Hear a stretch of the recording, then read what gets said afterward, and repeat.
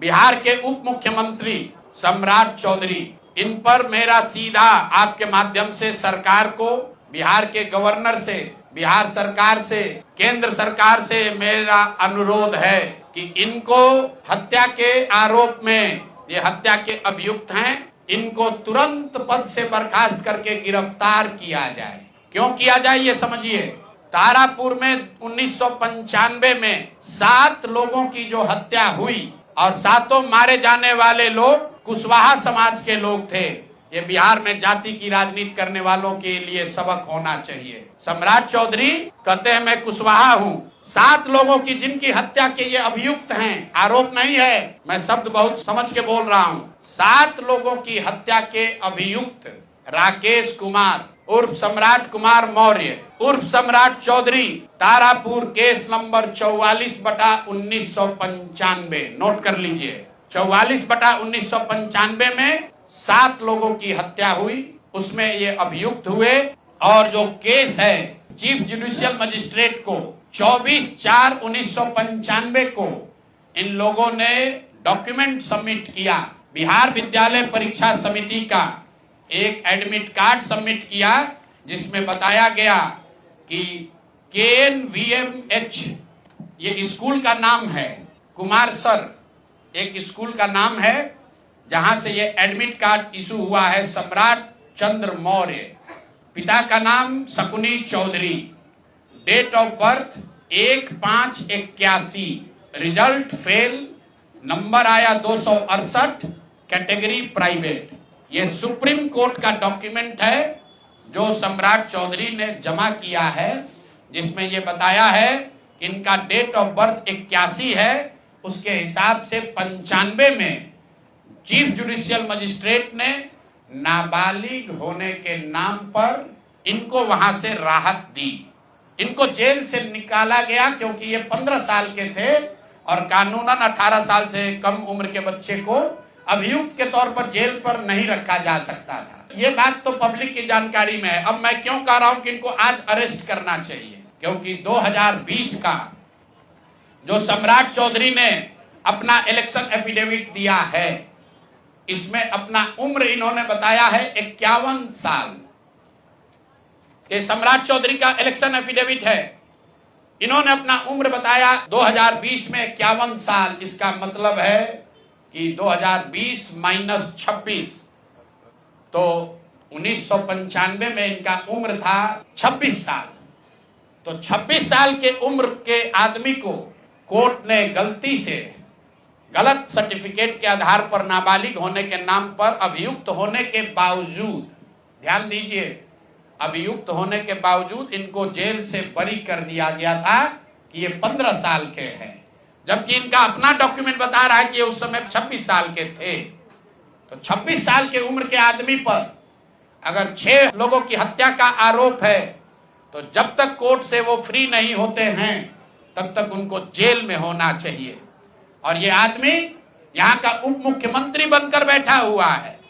तो मैं यहाँ के मुख्यमंत्री से और बिहार के माननीय राज्यपाल से ये अनुरोध कर रहा हूं कि हत्या का आरोपी, हत्या का अभियुक्त सम्राट चौधरी, राकेश कुमार उर्फ सम्राट चौधरी उर्फ सम्राट कुमार मौर्य आज संवैधानिक पद पर बैठे हुए हैं। ये देश के संविधान का, देश के विधि विधान का इससे बड़ा अपमान नहीं हो सकता है कि जिस व्यक्ति को जेल में होना चाहिए वो आदमी यहाँ का उप मुख्यमंत्री बना हुआ है। तो मुख्यमंत्री नीतीश कुमार सीधे इस पर कार्रवाई करें। नहीं करेंगे तो कल परसों में हम लोग राज्यपाल के पास डेलीगेशन लेकर जाएंगे, सिर्फ बर्खास्तगी के लिए नहीं, सम्राट चौधरी के गिरफ्तारी के लिए। पूरा समझिए, मैं कैमरे पर कह रहा हूं, सम्राट चौधरी हत्या के अभियुक्त है, जेल से फर्जी डॉक्यूमेंट निकाल कर बाहर निकले हैं। या तो इनको बर्खास्त करके गिरफ्तार कीजिए और नहीं तो देश में जितने लोग हत्या किए हैं उनको भी जेल से छोड़ दीजिए। ये हालात है, ये डॉक्यूमेंट है आपके सामने। ये सम्राट चौधरी का इलेक्शन एफिडेविट है जिसमें 2020 में उन्होंने अपने आप को 51 साल का बताया है। उसके मुताबिक 1995 में वो 26 साल के थे और कोर्ट में इस आधार पर इनको बरी किया गया है कि ये 15 साल के बालक हैं। तो ये बता दें कि ये हत्या के आरोपी हैं, इन्होंने जो सर्टिफिकेट दिया है वो ठीक है कि नहीं है। बाकी ये भाई साहब जो घोटाला किए हैं अपने डिग्री उग्री में, तो बहुत छोटी बात है। सम्राट चौधरी जो हत्या के अभियुक्त है, 6 हत्या के अभियुक्त हैं, उनको गिरफ्तार कीजिए, और नहीं तो बिहार में जितने लोग अभियुक्त जिनको बनाया गया उनको सबको छोड़िए। इस देश में अलग अलग कानून नहीं हो सकता है। और ये गृह मंत्री के साथ घूम रहे हैं। मोदी जी को हम लोग कल पत्र लिखेंगे कि आपके पार्टी का नेता, जितने लोग भाजपा के समर्थक हैं, भाजपा के जितने लोग नेता हैं, कार्यकर्ता हैं, वोटर हैं, आपके जरिए से सबको बता रहा हूं, मेरे भाई एक बार अपने दिल पर हाथ रखकर सोचो, जिस व्यक्ति पर 6 लोगों की हत्या का आरोप है, जो व्यक्ति 6 लोगों की हत्या का अभियुक्त है, उसको तुम अपना नेता बनाकर बिहार का उप मुख्यमंत्री बनाए हो, और तुम अपराध की बात करते हो, तुम जंगल राज की बात करते हो। तो सम्राट चौधरी को अभी के अभी पद से इस्तीफा देकर पुलिस को अरेस्ट करना चाहिए, और अगर पुलिस अरेस्ट नहीं करती है तो हम लोग कोर्ट में मूव करेंगे, कोर्ट के संज्ञान में बात को लाएंगे कि साहब ये बताइए कि कैसे आपने इनको बेल दिया है, कैसे इनको आप समाज में बाहर रहने की अनुमति दे रहे हैं। और सम्राट चौधरी की अंतिम बात, इनके अपराध की गाथा की, सिर्फ हत्या के अभियुक्त नहीं है। बिहार में पुरानी पत्रकारिता करने वाले लोग, आपने शिल्पी गौतम के रेप और हत्याकांड की कहानी सुनी होगी। आपने सुना होगा कि लालू जी के जंगल राज का जब चरम सीमा था, जितनी यहाँ माताएं बहने हैं, जो पढ़े लिखे लोग, समझदार लोग हैं, स्वच्छ छवि वाले बिहार में रहने वाले लोग हैं, याद कर लीजिए शिल्पी गौतम रेप और मर्डर केस, जिसमें एक डॉक्टर के लड़के को और शिल्पी गौतम के साथ ऐसा आरोप लगा था कि उनके साथ सामूहिक बलात्कार और उसके बाद उनकी हत्या कर दी गई थी। साधु यादव पर उसका आरोप लगा था, बड़ी हंगामा हुआ, सीबीआई में केस गया।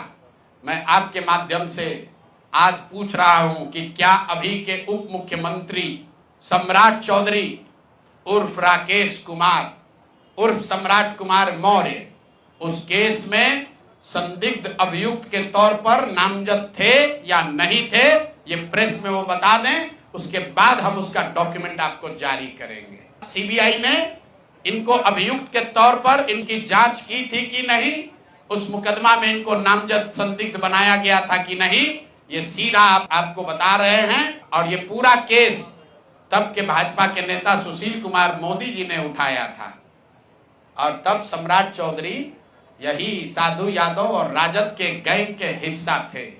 और अब वो बता दें, हम इतना ही बोल रहे हैं, अभी से भी गांधी जी ने कहा है गलती हो गई तो आकर माफी मांग लो, आकर बताइए कि उस केस में आप अभियुक्त के तौर पर आपको सीबीआई ने आपकी जांच की थी कि नहीं की थी, आपके सैंपल टेस्ट लिए गए थे कि नहीं लिए गए थे, आपके उस घटना में क्या संलिप्तता है नहीं है, ये बताइए। उस केस में आपको बता देते हैं, लालू जी का प्रभाव था, साधु यादव को बचाने के लिए केस को बंद कर दिया गया, लेकिन वो केस खत्म नहीं हुआ। पटना के एक एक आदमी को याद है वो घटना। तो अब राकेश कुमार बताएं, आज के सम्राट चौधरी बताएं कि उस केस में इनकी भूमिका क्या थी, उसमें ये नामजद थे कि नहीं थे, और थे तो इन्होंने इसको डिस्क्लोज क्यों नहीं किया।